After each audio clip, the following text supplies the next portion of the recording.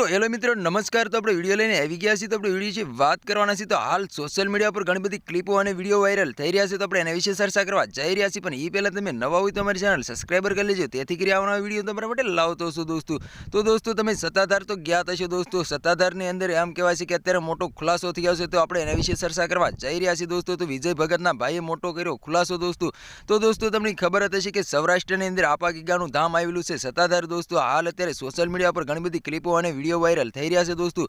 તો સત્તાધારની અંદર એમ કહેવાય છે કે વિજય ભગતના ભાઈએ ખુલાસો કર્યો છે। વિજય ભગતના ભાઈએ એવું કીધું છે કે મારા જમીનની અંદર વિજય ભગત ભાગ માંગે છે અને વિજય ભગત એમ કહેવાય છે કે મહિલાઓને પૈસા ખવડાવે છે અને જુગાર પણ રમાડે છે। હાલ અત્યારે વિજય ભગતના ભાઈએ કર્યો મોટો ખુલાસો દોસ્તો। તો તમારે આના વિશે શું કહેવું છે કમેન્ટ કરીને જરૂર બતાવજો દોસ્તો। અને અમારી ચેનલમાં નવા હોય તો ચેનલ સબસ્ક્રાઇબર કરવાનું ભૂલશો નહીં, તેથી કરી આવનારા વિડીયો તમારા માટે લાવતો છું દોસ્તો।